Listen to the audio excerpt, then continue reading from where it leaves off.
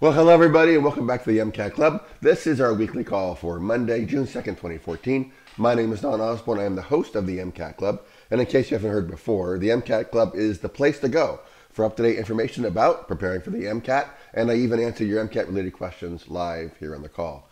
So please email me your questions and I'll try to answer them for me. And you can find my email in the description below if you're watching on YouTube or you're probably already on my list. Our topic for today, you got it, it is another Q&A.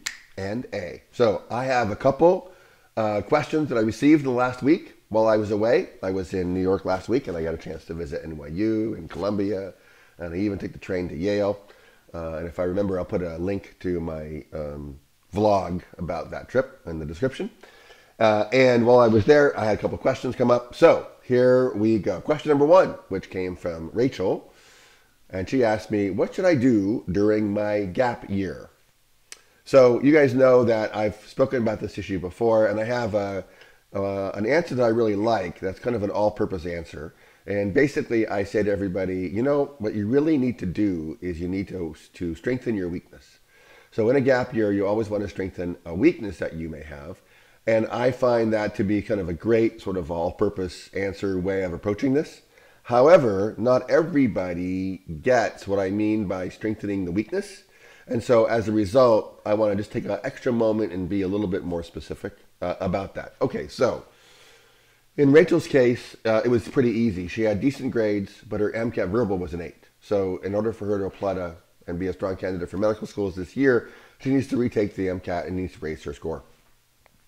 So that's what I would suggest for her. Unfortunately, because of the time of year, it being early June, what this means is that she really needs to consider seriously about delaying her application for a year.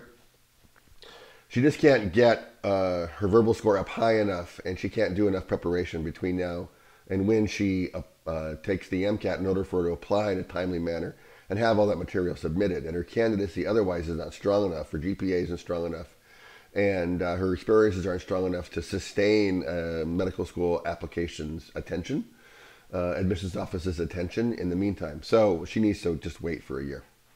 Okay, so, but there are other situations, right? So if you have strong MCAT scores and strong GPA, then maybe there are other things that are an issue for you, like leadership, could be looking at strengthening that.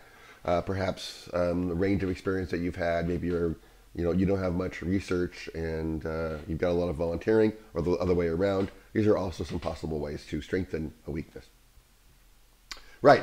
Okay, so let's move on to question number two. Question number two comes from Joey, and he asked, should I talk about my leave of absence? So apparently, Joey went on to say that he has a 4-year degree, then he has a gap year, then he did a 2-year post-bac program, and during that post-bac program, he took 1 semester off, and he wants to know if he should talk about that gap year. What should he say about that? So I said this, I said, is it on your transcript? And he said, no, there's no, it just indicates that indicates nothing. That semester just is blank. And I'm like, you'll have plenty of room and opportunity to speak about this during secondary, so why worry about it during the primary at all? And, medical schools are going to be looking primarily at your transcript, your super transcript. That's a compilation of his bachelor's degree and his post-bac work, all in AMCAS. They'll be focusing on that. Sure, they'll notice that, there's a gap semester, but that's not necessarily going to turn them off by itself. They probably want to know what's going on at some point, but that's what secondaries are for. So I encourage Joey, just go ahead, just send your AMCAS. Don't even worry about clarifying leave of absence at all, and instead just use secondaries, the section about what else you want us to know about you for that particular question, and you can put your answer in there and just write a nice succinct answer where you took a semester off for family reasons and let it be okay. And if they need to know more, that's what the interview is for. So one leads to the other, leads to the next. All right, so I hope that you enjoyed our Q&A for today. And if you have questions that you want me to address here on either the YouTube channel or in the MCAT Club meeting, please don't hesitate to send me your questions. I'll be happy to answer them. And I look forward to talking to you guys next week. Let's see. What should I remind you guys of? Well, as soon as you have your application, your MCAS completed, it's time to think about secondaries.